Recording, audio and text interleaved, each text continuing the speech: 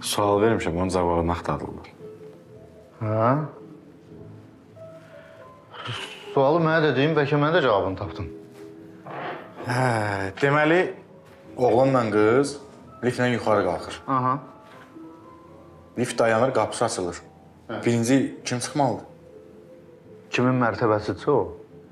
Yox da, ikisi də eyni mərtəbəyə qalxırsa bəs. Bayaqdan bunu fikirləşirsiniz? Hə.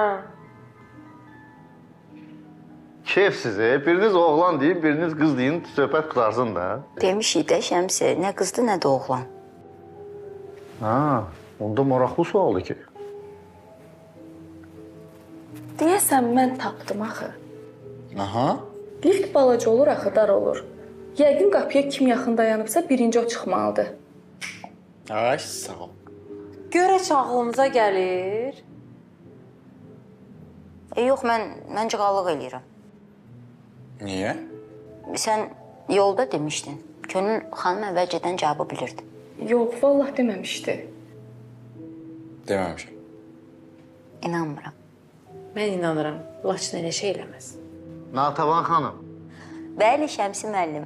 sizcə Könül xanım çətin sualların cavabını tapmaq iqtidarında deyil? Sağ ol dayı. Hə? İstəyirsən bir sualda daim versin. O çətin suallar verən oğlan görək cavabını tapa bilirmi? Buyur Şəmsi. Verdiyin sual kimi çətin suallar insan üçün təhlükəlidir. Tap görüm niyə?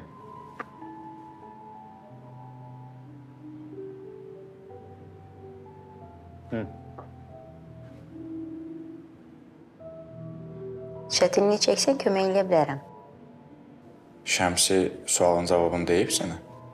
Yox. Onda sən də demə. Yoxsa mən də cığallıq eləyərəm. Aha, məsələ qəlizləşir. Necə ağlıma gəlmədi, bilsəydim mərc eləyərdim. Məsləhət bilirəm, bacından kömək istəm. Bu sualın da cavabını bilsə o bilər. Çünki Şəmsini hamıdan yaxşı o tanıyır. Kömək eləyə bilərsən, bacı? Yox, cavabı bilmirəm. Dayı, sual bilirdi. Çətin suallar insan üçün təhlükəlidir. Tapın görüm niyə. De də Şəmsi, de görək niyə. Cavabı vermək üçün baş sındırmaq lazım.